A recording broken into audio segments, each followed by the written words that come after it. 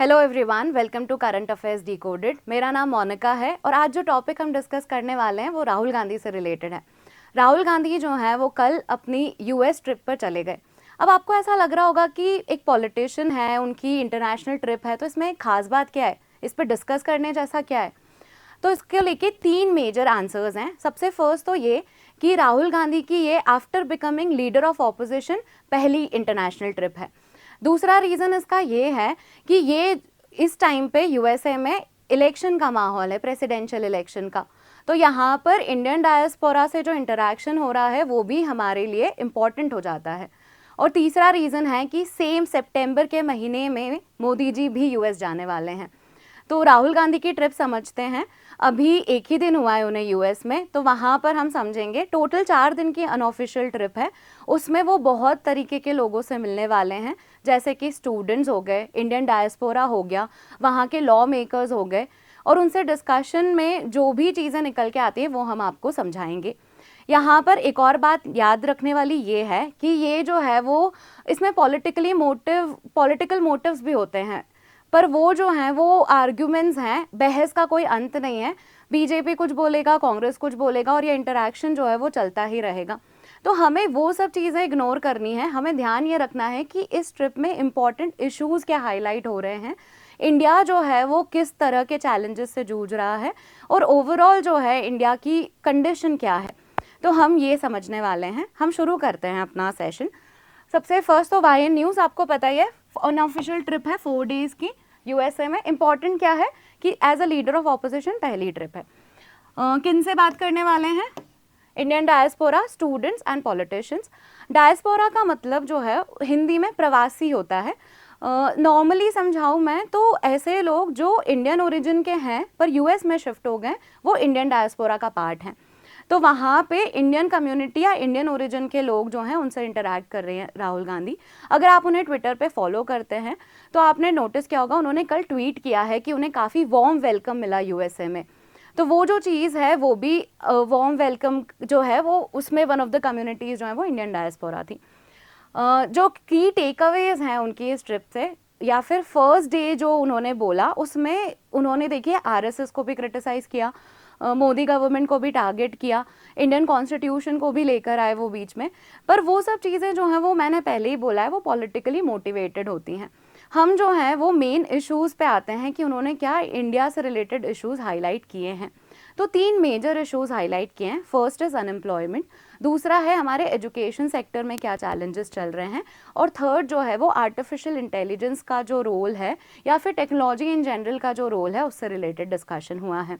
तो वहाँ से ही मैंने ये सेशन प्रिपेयर किया है। Let's move forward. Employment issues में उन्होंने हाईलाइट किया कि वो यूएसए गए हैं, तो यूएसए और इंडिया जो है वो मेजर डेमोक्रेसीज़ हैं एट द मोमेंट। ये मेजर डेमोक्रेसीज़ में एक और सिमिलैरिटी ये आ गई है कि दोनों का ही production process up to the mark नहीं है। प्रोडक्शन प्रोसेस का मतलब ऐसा है कि हम यहाँ पे चीज़ें बना नहीं रहे हैं, हमारा फोकस मेजरली कंजम्पशन पे हो गया है।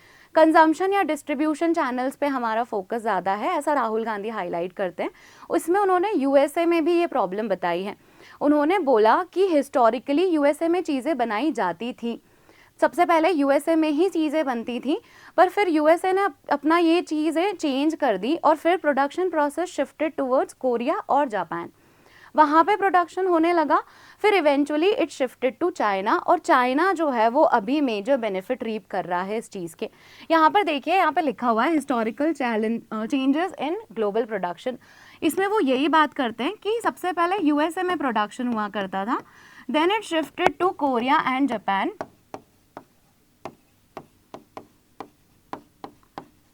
And now it has shifted to China.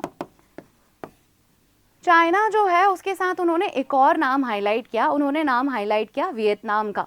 Vietnam का भी प्रोडक्शन प्रोसेस या मैन्युफैक्चरिंग प्रोसेस बहुत अच्छा चल रहा है।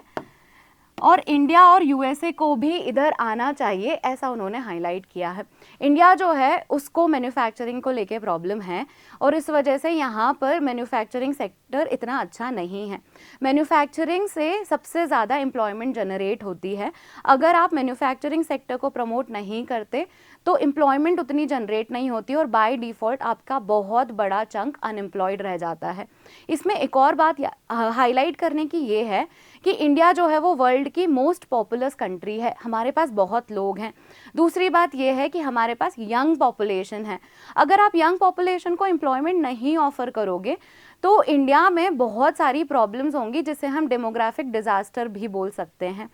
तो ये जो है ये प्रॉब्लम उन्होंने हाईलाइट की, विच मेक्स सेंस कि हमारा प्रोडक्शन प्रोसेस या फिर हमारा manufacturing sector up to the mark नहीं है और हमें इस पे काम करने की ज़रूरत है।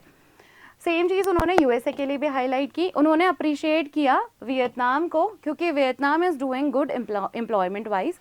मेरा एक और वीडियो है जिसमें मैंने यही बताया कि जैसे बांग्लादेश का सेक्टर, टेक्सटाइल सेक्टर जो है वो बहुत ज़्यादा अच्छा कर रहा है, पर पॉलिटिकल क्राइसिस के चलते बांग्लादेश में प्रोडक्शन स्लो हो गया था। तो ये जो वैक्यूम जनरेट हुआ टेक्सटाइल सेक्टर में, इसको फिल करने के लिए वियतनाम ने बहुत स्टेप अप कर दिया अपना प्रोडक्शन। एक्चुअल में इंडिया को भी ये अपॉर्चुनिटी यूज़ करनी चाहिए। यही चीज़ जो है वो हमें यहाँ से निकल के आ रही है। ठीक है, आगे बढ़ते हैं। उन्होंने कुछ स्टेट्स मेंशन किए जिन्होंने प्रोडक्शन प्रोसेस अपना इम्प्रूव कर रखा है। वो स्टेट्स हैं Tamil Nadu and Maharashtra. They are doing good production wise, ऐसा राहुल गांधी जी कह रहे हैं।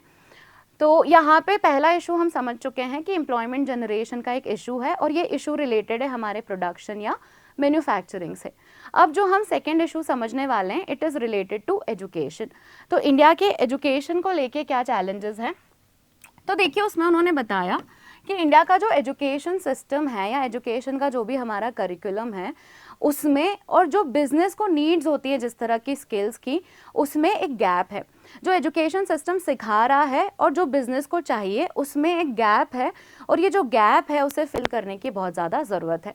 उन्होंने ऐसा बोला कि एजुकेशन जो है वो एक टूल की तरह इस्तेमाल किया जा रहा है आइडियोलॉजी प्रमोट करने के लिए। पॉलिटिशियंस जो हैं वो अपनी आइडियोलॉजी जो है वो जनता तक पहुंचाने के लिए एजुकेशन का इस्तेमाल कर रहे हैं, जबकि एजुकेशन का इस्तेमाल जो है वो स्किल जनरेशन के लिए होना चाहिए, और वो जो स्किल्स जो हैं वो बिजनेस को इस्तेमाल हो, ऐसी स्किल्स हों। तो उन्होंने बताया कि ये जो गैप है ये गैप ब्रिज हो सकता है वोकेशनल ट्रेनिंग से। वोकेशनल हो सकता है आप में से कुछ लोगों को पता हो, पर for the sake of coverage मैं बता देती हूँ। वोकेशनल स्किल्स ऐसी स्किल्स होती हैं जिनको आप इस्तेमाल कर सकते हो एम्प्लॉयमेंट के लिए।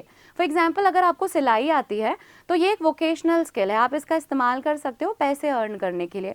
ऑन द अदर हैंड कुछ ऐसी स्किल्स और टैलेंट होते हैं जिनके पैसे नहीं मिलते। फॉर इंस्टेंस अनन्या पांडे जो है वो अपनी जीभ को नाक तक टच कर लेते हैं। तो अब ये जो स्किल है ये आप मार्केट में बेच नहीं सकते, इसके पैसे नहीं मिल रहे हैं, अभी तो नहीं मिल रहे हैं एटलीस्ट, तो वो वोकेशनल स्किल में नहीं काउंट होता। तो आप ऐसी स्किल सीख सकते हैं जिनसे जॉब मिलना आसान होता है, और एजुकेशन को इस चीज़ पे काम करना चाहिए। दूसरी चीज़ उन्होंने और हाईलाइट की, उन्होंने ऐसा बोला कि इंडिया में ऐसा नहीं सोचना चाहिए कि लोगों के पास स्किल ही नहीं है। यहाँ पे स्किल वाले लोगों की कमी नहीं है, यहाँ पे स्किल की कमी नहीं है। उन्होंने बोला कि प्रॉब्लम ये है कि जिनके पास स्किल है उन्हें लोग इज्जत नहीं देते, या इंडिया में इन जनरल उन एम्प्लॉयज़ को रिस्पेक्ट नहीं मिलती है, स्किल्ड एम्प्लॉयज़ को भी रिस्पेक्ट नहीं मिलती है। अब इसमें वो एग्जाम्पल देते हैं एकलव्य का। एकलव्य जो है महाभारत में एक कैरेक्टर है, बहुत ही स्किल्ड धनुर्धारी होते हैं ये, बहुत अच्छा धनुष चलाते हैं ये। एकलव्य जो है वो बहुत स्किल्ड इंसान होते हैं, पर इनके जो गुरु हैं द्रोण, वो इनसे इनका अंगूठा मांग लेते हैं दक्षिणा में, और इनका अंगूठा मांगने की वजह से ये स्किल्ड होने के बाद भी कुछ भी नहीं कर पाते हैं। तो ये जो चीज़ है, ये एनालॉजी जो है राहुल गांधी देते हैं कि स्किल्ड लोगों को इंडिया में रिस्पेक्ट नहीं मिलती है, और ये जो इकोसिस्टम है ये चेंज करने की ज़रूरत है। अब to some extent I don't agree to it, क्योंकि there are various labour laws जो लोगों को प्रोटेक्ट करते हैं और जो स्किल्ड लोग हैं उन तक रिक्वायर्ड वेजेस पहुंचाते हैं। बट स्टिल थोड़ा बहुत सच्चाई तो है इसमें कि इंडिया में स्किल्ड वर्कफोर्स है, पर उन्हें क्वालिटी ऑफ एम्प्लॉयमेंट जो है वो इतना अच्छा नहीं मिल पा रहा है। मतलब जितनी वो स्किल रखते हैं उतना उनको रिटर्न नहीं मिलता, या फिर ग्लोबलाइजेशन के चलते हमारा फोकस कंजम्पशन पे ज़्यादा हो जाता है, तो हम अपने नेटिव वर्कर्स को वो रिक्वायर्ड फाइनेंशियल एम्पावरमेंट नहीं दे पा रहे हैं, या फिर एक रिक्वायर्ड मार्केट जो है वो नहीं दे पा रहे हैं। तो उसी में वो यही कहते हैं कि टेक्नोलॉजी या फाइनेंशियल एम्पावरमेंट करेंगे अगर स्किल्ड वर्कफोर्स का, तो ये सिचुएशन भी इम्प्रूव हो सकती है। तो यहाँ पर एजुकेशन सेक्टर और स्किल्ड वर्कफोर्स से रिलेटेड डिस्कशन हुआ है। जो लास्ट प्रॉब्लम उन्होंने हाईलाइट की है, it is related to technology. Technology में उन्होंने बोला कि मेन प्रॉब्लम किससे है, एआई से। AI is artificial intelligence. Actually उन्होंने ऐसा एग्जैक्टली नहीं बोला, उन्होंने बोला कि आर्टिफिशियल इंटेलिजेंस जो है उसकी वजह से जॉब्स में चेंजेस आएंगे, स्पेशली इंडिया का जो आईटी सेक्टर है, हो सकता है कि जो अभी इतना पे कर रहा है वो एआई के बाद में इतनी ज़्यादा जॉब्स ना क्रिएट कर पाए या फिर उसकी डिमांड जो है वो कम हो जाए। अब आर्टिफिशियल इंटेलिजेंस जो है उसको ये पूरी हताशा की नज़रों से नहीं देख रहे हैं। इसमें वो ये भी बताते हैं कि जैसे नई टेक्नोलॉजी आती है तो उसके अराउंड बहुत सारे डिस्कशंस होने लग जाते हैं कि ये जो टेक्नोलॉजी है इससे बहुत मैसिव अनएम्प्लॉयमेंट क्रिएट हो जाएगा, ये जो टेक्नोलॉजी है इससे बहुत लॉ एंड ऑर्डर और डिसऑर्डर आ जाएगा सोसाइटी में। पर ये जो चीज़ है उसको लेके वो होपफुल है। वो ऐसा कहते हैं कि सिमिलर तरह का रिस्पॉन्स जो है वो जब कंप्यूटर आया था तब भी हुआ था, सिमिलर तरह का रिस्पॉन्स जो है वो जब कैलकुलेटर आया था तब भी हुआ था। तो ऐसा है कि कुछ जॉब्स में चेंजेस आते हैं, कुछ जॉब्स जो हैं वो ऑब्सोलीट हो जाती है जब नई टेक्नोलॉजी आती हैं, पर उसके बदले नई जॉब्स भी क्रिएट होती हैं। ऐसा नहीं है कि पूरी तरह से पूरा सोसाइटी डिसरप्ट हो जाएगी। हाँ, कुछ जॉब्स हैं, कुछ सेक्टर्स हैं जिनको चैलेंजेस देखने पड़ेंगे, और इसी को लेके उन्होंने आईटी सेक्टर का नाम लिया था कि आईटी सेक्टर में ये चैलेंजेस देखने को मिल सकते हैं। तो टेक्नोलॉजी को लेके उन्होंने ये चैलेंज बताया। विद दिस हम उनका डे 1 कवर कर चुके हैं और उसमें उन्होंने ये वाले इंटरेक्शंस किए। आगे भी हम आपको बताते रहेंगे की टेकअवेज क्या है उनकी पूरी ट्रिप से। And if you find this video informative, do let us know in the comment section, and please like, share, subscribe to this channel. Thank you.